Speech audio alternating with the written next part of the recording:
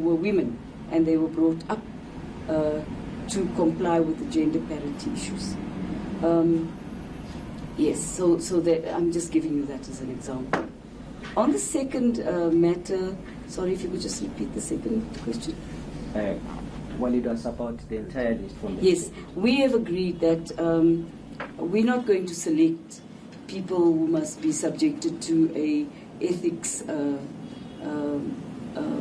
scrutiny by the Integrity Commission. Let them scrutinize everyone. Several names of people were mentioned in a number of different commissions of inquiry, but the media have chosen 3 people to consistently mention, and we thought that we must be very cautious as the ANC, not to be influenced by the bias of the media against people. Commissions of inquiry have not been concluded as yet. People have not been cross-examined in some of the instances. Other people made statements and then retract those statements the following morning. So it is illogical to expect the ANC to follow the daily revelations that come out of a commission of inquiry. We are asking our Integrity Commission to look at everybody whose names have been mentioned, but not just everybody whose names have been mentioned in commissions of inquiry, to look at everybody. What we are confident about is that our list is compliant in terms of the Constitution and the Electoral Act. All people who have been sentenced, and the sentence did not include a fine or 12 months and a fine, were removed from the list, all of them. So therefore, everybody who's on the list now has not gone through the criminal justice system and has been taken through any court of law. And we're also very concerned that natural justice must also be applied, where people's side of the story must be put before they are accused or judged in the court of public opinion only. Natural justice is an important element of our jurisprudence as well. And it cannot be right that people make statements that innocent until proven guilty is rubbish or nonsense. We won't accept that kind of emotive call. So what we've done is we have asked the Integrity Commission they now have, should by now, the chair of the Integrity Commission by now would have received a list of the 9 provincial legislatures as well as the National Assembly in its entirety. Okay. And foreign nationals? On foreign nationals, yes, you're quite right. This is a recurring difficulty, and it's based on people's need for resources in terms of jobs and other resources. The laws of the country do imply that people should not be employed where a South African can do the job. And I think that we all need to be adult enough to take some responsibility, all of us jointly and collectively. We are concerned that in the retail industry employs many foreign national people when South Africans should be the first to be considered for those jobs. And in particular the farm industry along the northern border of South Africa has had a particular difficulty in this regard. But as you know, the mining industry since its inception has always brought workers from other countries. Our intention is not for workers to fight against workers and for people to create the conditions for workers to fight against each other. We are calling on people that we live on one continent. The sad reality is that we are experiencing Afrophobia in this country.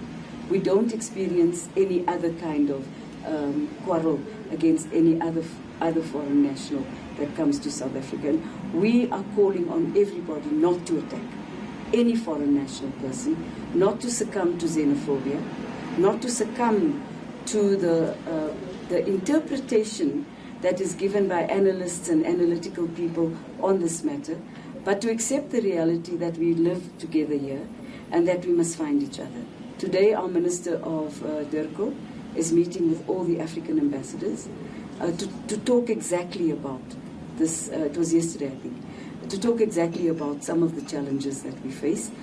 This problem cannot be solved by anger.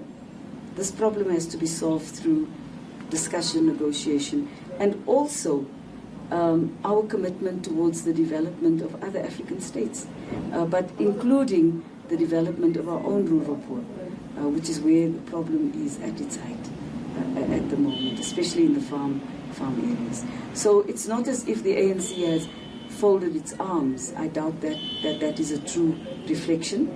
I think that what we do need to do is to strengthen the criminal justice system's application of the law without cruelty.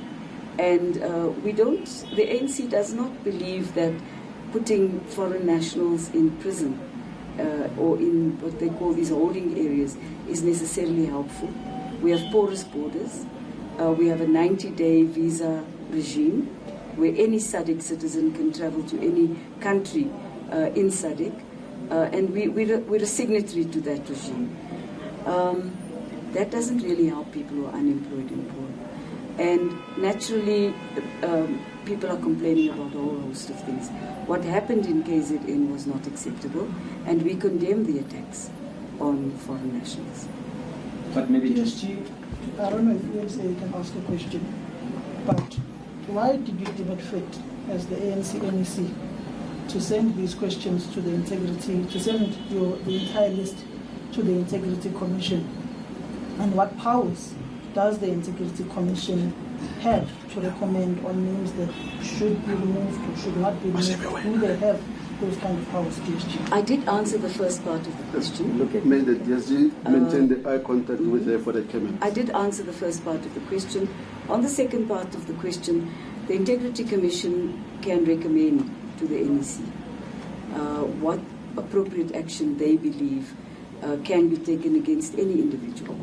Their remit is to look at the integrity of the ANC, and that is their remit, to examine the integrity of the ANC. They cannot do so without allowing people whom they believe may have transgressed the integrity of the ANC the opportunity not to respond. You may recall that they made an error in the VBS issue, where they made a judgment call without in fact calling any of those people to come and explain themselves.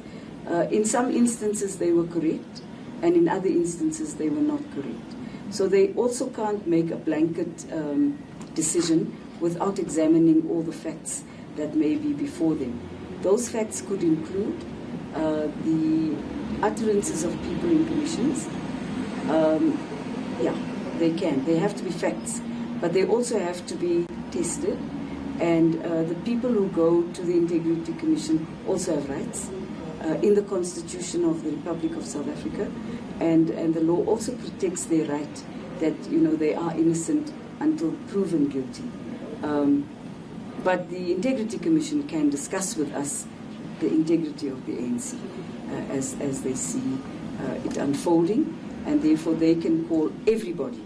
And we thought that it is not fair to follow the media pattern of 3 names that the media have consistently put out there, but to put everybody whose names have been mentioned anywhere. So put the whole list to the test. And we think that's the fairest approach of all, is to put the whole list to the test. Does that include removing people's names? The Integrity Committee may make recommendations to the NEC.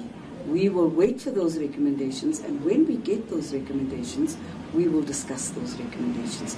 The list as it stands now cannot really be changed by the ANC.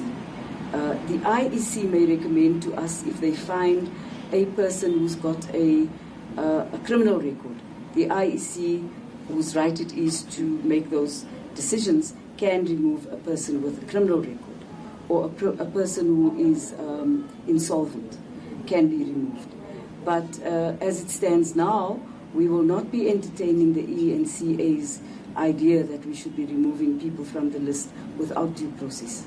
With all due respect, JC, and I'm going to say this now, the attacks we suffer from, I in particular, I feel as if it's a direct attack on me. When you came here, you said something about my persona, that I asked attacking questions.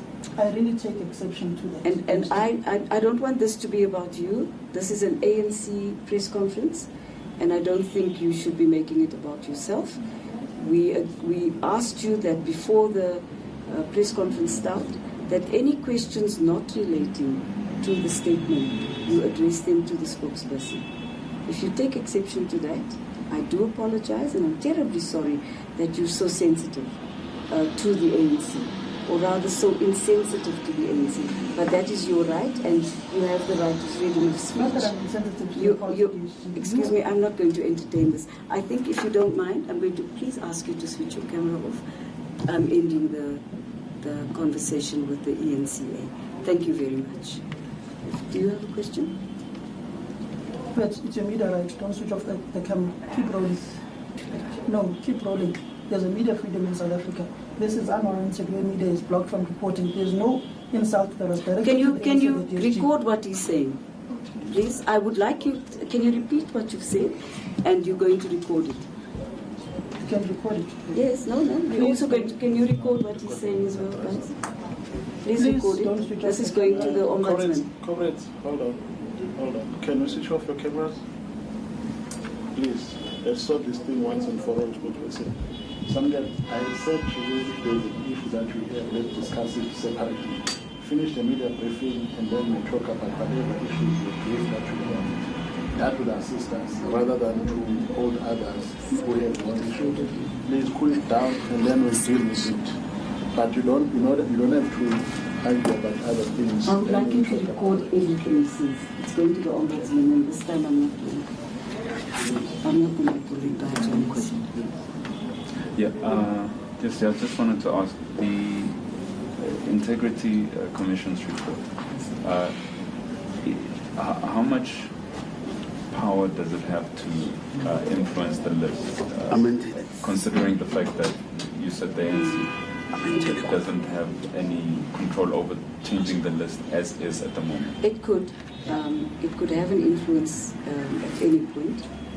It would make a recommendation, and it could have an influence. But what we're expecting is fairness from the Integrity Commission.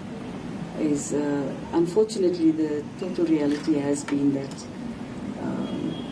there's a campaign against some people, but we're not looking at the integrity issues of everybody. And so we're saying to the Integrity Commission, don't leave anybody out. Make it. Give us a report that includes your findings on everybody in the list. They would not need to look at criminality because we've dealt with that already. So it is really their remit, which is the integrity of the ANC. So they do have an influence, and that influence has been demonstrated in other issues over the years, where people who were elected to positions in the ANC were asked to step aside, or people who were in the NEC of the ANC were asked to step aside.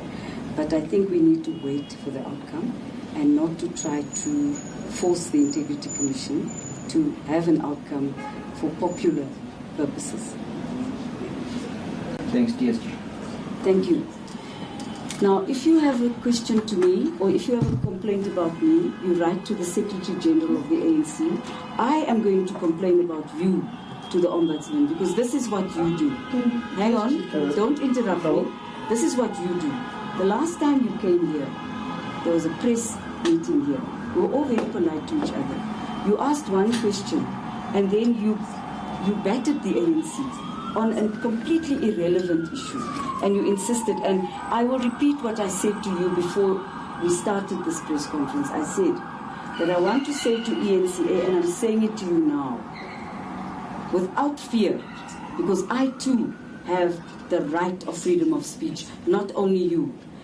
I said to you that if you have any attack question on the ANC that is not in our press release, you will address them to our spokesperson. All right. Now, Mr. Samkelo, you have a habit of intimidating everybody. You have a habit of making people feel that you are the lord of the media. You are one journalist. You work for one ENCA. And you think that all of us must shiver and shake. You call me a bully, but you are the worst bully I've ever come across. I've never met anyone as arrogantly disposed as you are. And you want to defend freedom of speech you never fought for. And you don't defend freedom of speech because your particular TV station has decided the direction it will go on, as it did in 2016. You followed the DA slogan of vote for change. So what do you want us to do? To bow and scrape every time you walk into a room and call you my lord, the lord of the media?